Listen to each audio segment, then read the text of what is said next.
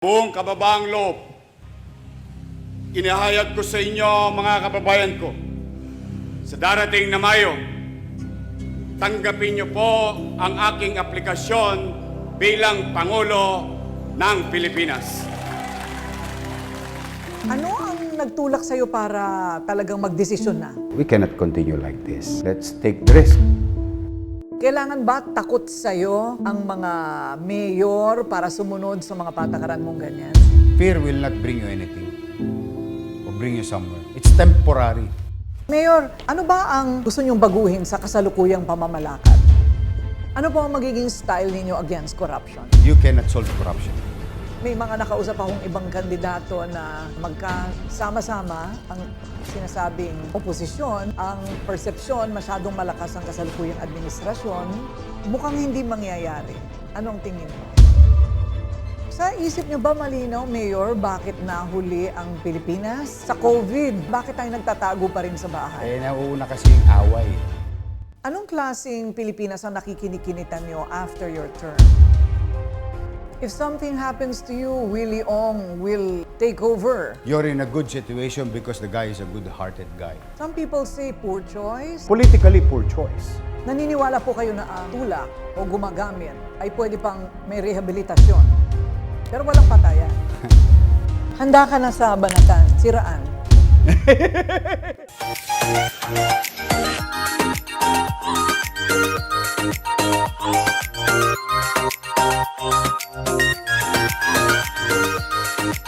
And so we're here now at the City Hall of Manila. Opo, bumiyahe po tayo papunta dito sa lungsod ng Maynila because nagkaroon ako ng isang interview with presidential candidate pero kasalukuyang mayor ng Maynila, Isko Moreno Domagoso. Ang napanood po ninyo sa Rated Korina ay hindi kumpleto kasi syempre may time limit tayo. So I figured that the entire interview, medyo mahaba-haba but very interesting, ay mapanood ninyo para syempre you have a better idea of what this presidential candidate is all about. Lahat po ng mga presidential candidates natin, bibigyan natin ng puwang in my YouTube channel, which is Rated Korina. So sit back and relax. I hope that you get to know Isko Moreno as a presidential candidate, manliligaw ng ating boto sa episode nating ito ng Rated Korina here on my YouTube channel. So are you ready? Handa na ba kayo? Take down notes so you make a good choice in 2022. This is Isko Moreno Domagoso meets Korina.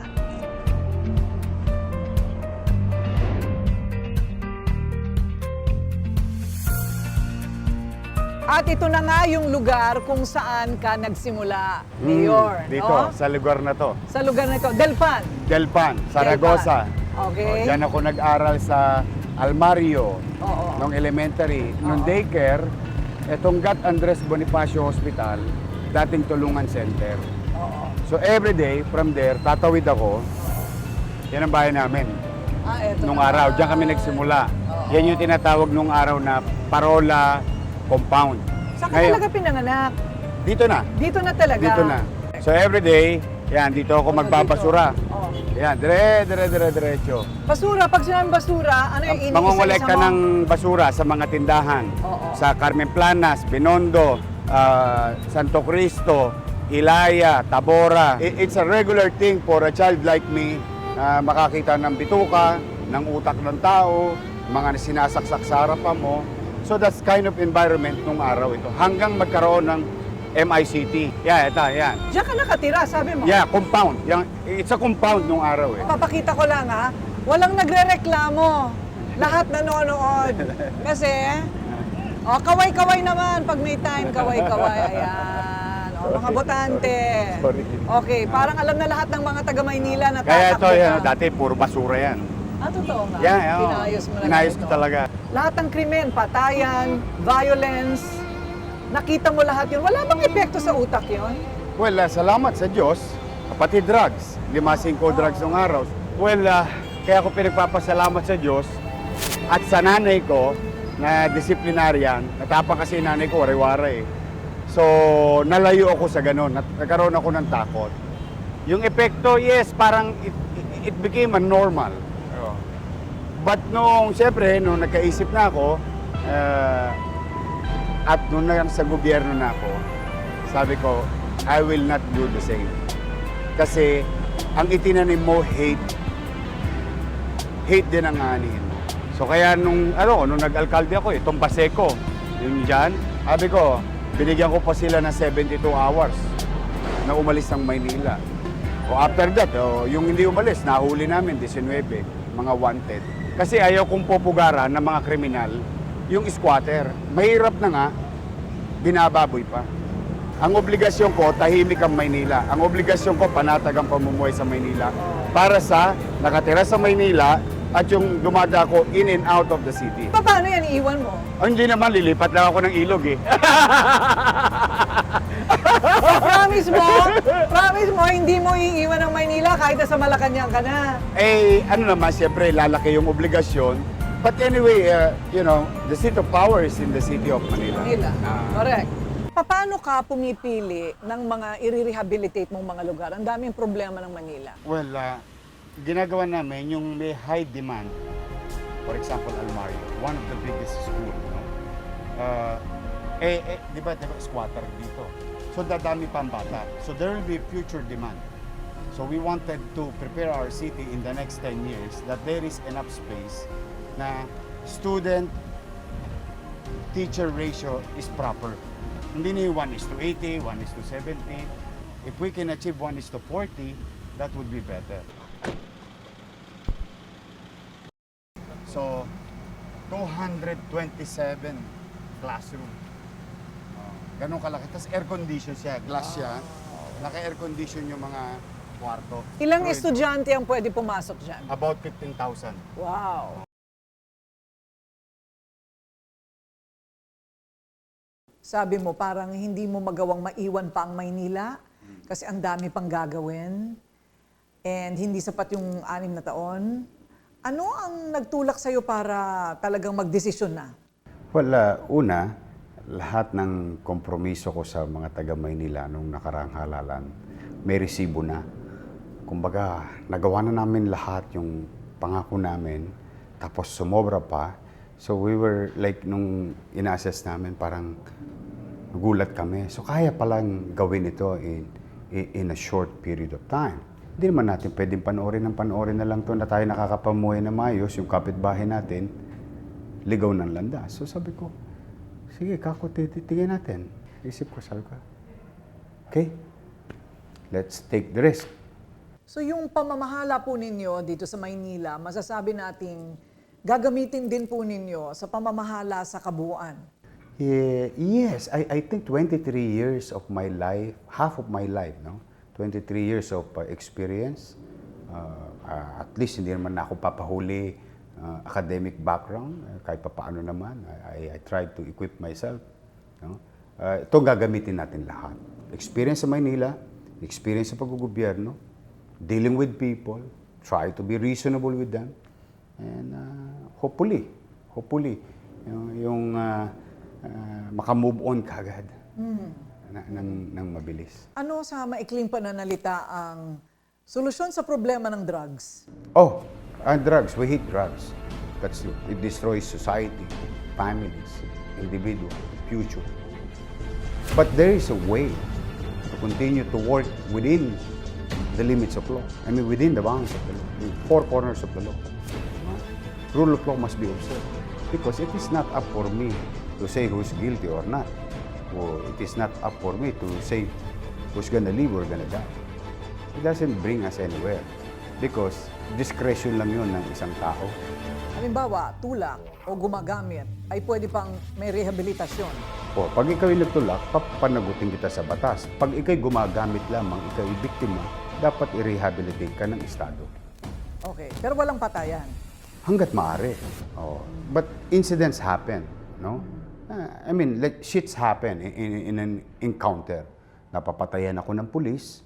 Napatayan ako ng pulis. May namamatay din suspect. But generally, I think, modesty aside, 97% of our apprehension, buhay lahat sila. Andun sila sa korte. Let the court do their job. Ano ang priority ninyo? 6 na taon sa Malacanang. MBN. we'll invest on HDI, no? Human Development Index. Yung pamumuhay ng tao o ng pamilya, no? Yung mapataas mo lang yung kalidad ng pamumuhay. I think, no? Unti-unti, papanatag ang tao, pagkakaroon ng sense of pride, yung dignity. If we address this, education, healthcare, housing, and jobs, I think yung kalahati nun, ikaw na. So you bring back dignity, putting roof, magandang eskwelahan, job opportunity. Pag nagkasakit sila, may maayos na paggamot ang bayan. And then naturally, yung pagninegosyo. Kailangan ng negosyo. Kailangan natin buhayin ng negosyo. Ano ang solusyon ninyo sa Wi-Fi problem ng buong Pilipinas? Well, dalawa ang landing station natin dito, if I'm not mistaken. The submarine cable, no? Where our fiber optics are located. I think one in the north and one in the South Luzon. And I hope we can create more cable, no? Submarine cable. Para yung connectivity is faster. It's always about development. No? Yung malayo yung pamumuhunan mo, sa umpisa, mukhang walang value. Pero as you grow, yung demand is nasasakote niya, nayayakap niya. So, kailangan ganun yung well, that's why I think, modesty aside, that's why kami lang may remdesivir o tocilizumab in the height of may kailangan. Kasi yung foresight, you have to create that kind of investment now. And hopefully, someday, somehow, the power generation, yung tatlong islang malalaki ay interconnected. Kailangan ba takot sa'yo ang mga mayor para sumunod sa mga patakaran mong ganyan? More on respeto. Fear will not bring you anything or bring you somewhere. It's temporary. But pag may respeto, so kahit na mahaba na ang panahon, na may mga bago ka pang polisiya, susundin agad yun. Sa isip nyo ba malinaw, Mayor, bakit nahuli ang Pilipinas? Sa COVID, bakit nanonood na sila ng concert sa Amerika, bakit tayo nagtatago pa rin sa bahay? Nauuna kasi yung away. Kaya ako, hanggat maaari hindi ako nakikipag-away. Because you're our leader. Ako naman sa Maynila, we listen to you. We try to work with you. Then pag-apply namin ng general policy, innovation kami. So kami naman sa Manila, may general guidelines, pero in-innovate namin. Sabi mo magbakuna, ang ginawa kong bakunahan, open policy. Bakunahan lahat ng utaw. Taas ang kamay. Mga taga-Maynila, hindi taga-Maynila. O tuturukan ko kayo. Paano masasalba ang naghihingalo nating ekonomiya dahil sa pandemic? Kailangan ko ng maraming tulong. Tulong kami, sabihan nyo lang kami, paano ba? Diba? Paano ba? Oo. Well, I'll go back to basic muna. No? We address tao muna. We have to invest back to the people. Kasi yung velocity ng pera, pag tumosgas ka, no, gobyerno, yung velocity ng pera, iikot kagad. Kailangan gumalaw yun. Yun, kaya yun ng gobyerno. Initially. Then you start talking to people. Ang pera nila ngayon nasa bangko. I think private sector should participate now. Again. Galit ba kayo sa China? Wala. Bakit? Hindi ko naman sila kaaway. I cannot blame Xi Jinping thinking that West Philippine Sea is theirs. But at the same manner, that kind of thinking, that kind of respect should be given to us. No, it's ours also. Anong solusyon doon? For the meantime, we're winning in Hague ruling. Rule of law must be observed. Contracts and agreements must be recognized. Now, for the meantime, did we gain an inch by being a toffee? No, we did not. Wala nga tayo nagawa nung binangga yung mga kawawa natin mangingisda. Dinurog yung bangka nila sa gitnang dagat. Ano nangyari sa atin? So, diplomasya. Ay, siyempre. Kailangan mahaba ang pasensya mo. Kumpleto na po ang gabinete nyo? Ay, hindi pa. Wala pa? Wala pa. Senate slate? Wala pa rin. Mayor, kung handa ba kayong magsabi kung ano ba ang, sabi mo ng kahit 3 bagay na gusto nyong baguhin sa kasalukuyang pamamalakad? Well, in the pandemic situation like this, there's no playbook, you know. I don't want to point fingers on all the things that the situation right now. Kasi hindi naman din lahat kasalanan nila. We have to set our goal. O, isa yon, COVID. COVID. Ano ang gusto mong baguhin? We invested so much in other things, but we forgot to take care of our medical frontliners. I think medyo may pagkukulang doon. Graft and corruption. Yun nga, yung we end up with, nagkaroon ng mali siya. Diba? Akala natin, darating. Pero hindi naman natin naramdaman. So, graft, it is up for the court. I don't want to accuse anybody na wala naman akong kinalaman doon sa tunay na sitwasyon. But it seems masyadong glaring yung mga anomalya. Ano po ang magiging style ninyo against corruption? Okay. Paano nyo babantayan lahat yan? Okay. Alam mo, meron akong naalala na sabi ng isang teacher ko, you cannot solve corruption. Parang high school. Murmuring kami. Pero meron siya sinabing pangalawang sentence. The only way to limit corruption is to limit human discretion. Then naturally, corruption will die. Diba? Hindi na dumadaan sa palad ng tao. Yun ang delikado eh. Minsan nadadaos-dos yun eh. Yun ang nakakatakot na portion. Kaya yun on a national scale? It took me 7 months to really try to convince agencies na walang mawawalan ng trabaho. Pinagagaan ko pa trabaho ninyo by adapting to that. So, kaya ba? Well, hindi siya imposible. Doable. Last few questions. Mayor, alam kong busy ka. Baka nga napipiga na kita masyado. May mga nakausap akong ibang kandidato na inasam nila na magkasama-sama ang sinasabing oposisyon, ang persepsyon masyadong malakas ang kasalukuyang administrasyon, mukhang hindi mangyayari. Ano ang tingin mo? Well, hindi ko nga maintindihan sa mga pulis. Bakit ba uso tagging? Bakit kailangan itag kang oposisyon? Bakit ka kailangan itag na administrasyon? Di ba dapat ang katag mo tao? Because you're running, because you wanted to serve. You're running because of what you believe. And try to convince others on that belief and sell it to the people. The other day, sinabi ko, di ba? Basta ako, hindi ako dilaw, hindi ako pula. Moreno kulay ng Pilipino. Mistiso ka! Isko Mestizo, hindi Isko Moreno. But kidding aside, no? Yeah. Why do we have to tag each other? But there's so many candidates. You think and there's so many choices for everyone. Exactly, but don't you think the less number of choices, the better chances for the best guy to win? Yeah, in a way. But still, if you try to excel from a group, why not? If you can. Diba? But of course, mas maganda talaga pagka may unity. But then again, ako kasi, Ma'am, with all honesty, I really wanted to heal. Let's talk. Diba? Yung ayaw natin, pagtulungan nating labanan. Parang, sige, into na kayo. Pero ayoko na yung, kaya hindi sasama sa akin kasi hindi ko sinabing ipakukulong ko si ganito, ipakukulong ko si ganyan, kakasuhan si ganito. Ganun na lang ba ang buhay natin? That every now and then, after may matatapos na administrasyon, nanguhoyo tayo ng mga dating nakaupo. Parang, let the rule of law be applied to them.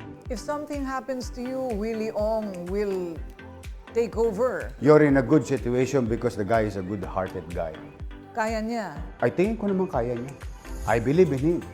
In fact, he was offered senator, di ba? Tapos in-offer ko. Hindi, kunin mo nga, Vice President. Kasi, kaya naman niya. Some people say poor choice. I know what you said. Believe ka sa kanya. Pero ano sagot mo sa kanila? Politically, poor choice.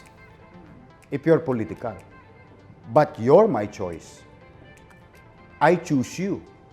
There is pandemic. I need help to govern properly, efficiently. I need help.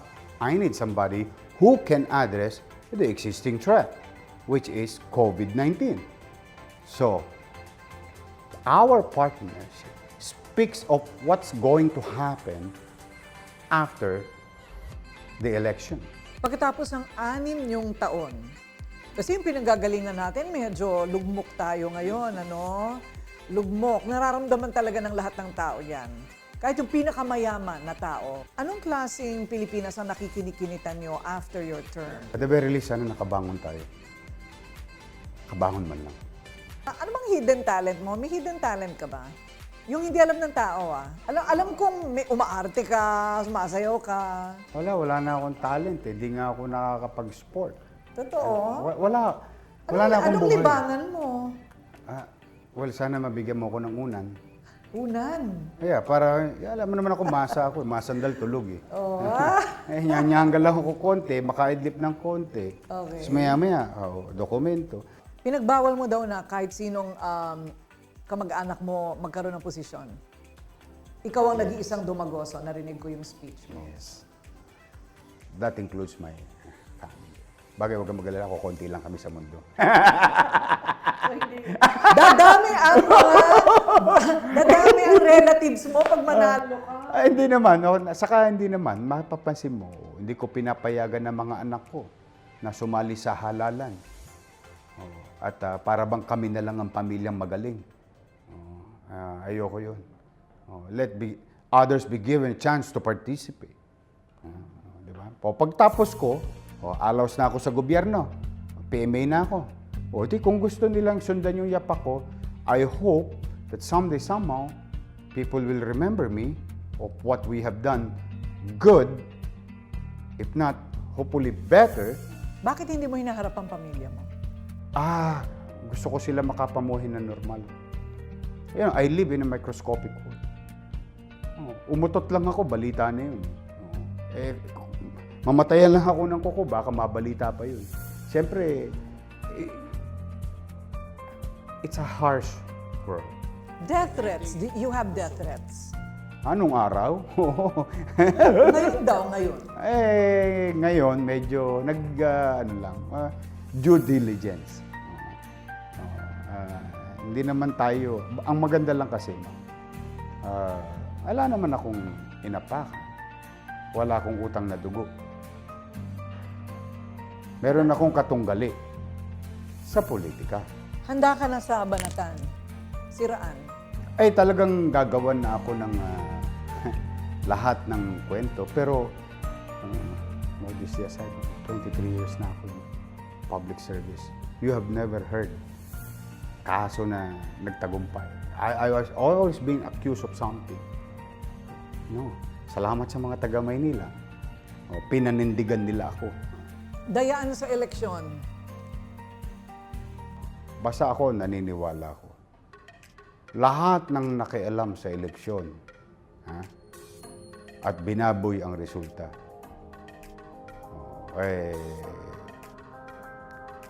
diba sabi, the voice of the people is the voice of God. So I continue to believe yung tadhana and yung will niya. Hindi kayang bantayan ng tao. Well, hopefully people will protect their votes. Hopefully. I always wanted to win with dignity. Para matangos ang ilong mo. Para pag nagdala ka ng baston sa gitna ng rekto, matangos ang ilong mo, mataas ang noo mo na hindi ka nangalawit ng boto dahil sa pera o nagdagdag ng boto ng walang niya. Masarap manalo ng Totoo. Yung pag yung boto mo, naku ma'am, sabi ko sa'yo. Kasi ikaw nakakaalam nun eh. Alam mo yung ginawa mo eh. So, alam mo yung political capital mo eh. And you can use that political capital to make changes eh. And sometimes, maasim man ng suka, kailangan mong inumin. Sometimes you have to bite the bullet in decision making. But you have to decide You cannot be indecisive. Or tama ba yung English ko? Incisive. Indecisive in every situation. Especially nowadays. Hindi pwedeng ano tawag doon yung sa perya? Juggling. No, you cannot do that because quick. You really have to be quick. We can lose money. But if you can lose time, you cannot buy back time. Kaya I value time. Oh, kaya yun, yung nababalita mo dito, nyumanyanggan na lang ako dyan sa beta. Tulog kasi sayang, baka may magawa pa in a very strict quarantine period. I cannot promise you, as I have said and I will repeat it, I cannot guarantee you perfect government. But together we can make it better. Ayan, that in a nutshell is Mayor Isko Moreno Domagoso, kasalukuyang mayor ng Maynila, at ngayon ay naniligaw ng ating boto para maging presidente ng Pilipinas. Mula sa kanyang pagiging batang tondo na basurero hanggang maging artista, hanggang maging politiko sa mahabang panahon, at ngayon ay nangangarap na mamuno ng ating buong bansa. Anong palagay ninyo? Kaya-kaya niya? I want to hear your comments. Babasahin ko talaga lahat ng mga comments ninyo dahil magtalastasan tayo, hindi ba? At abangan natin ang iba pang mga interviews ko sa lahat ng mga presidential candidates. Iisa-isahin natin yan because it's very important na pag-isipang mabuti kung sinong susunod na mamumuno ng ating bansa. 6 na taon po yan. And if you liked what we show you today, like and subscribe to my YouTube channel. That's Rated Korina. Hindi lang mga Rated Korina episodes na magazine show mapapanood ninyo. Marami pa sa aking personal na buhay, ang ating mga travelogue, mga best life moments, at lalo na ngayon, campaign period, for the best choice for our country. Siyempre, dito pa rin yan. Rated Korina on my YouTube channel. Like and subscribe and press that button so that you get notified every time meron tayong bagong episode. Alright, for now, bye!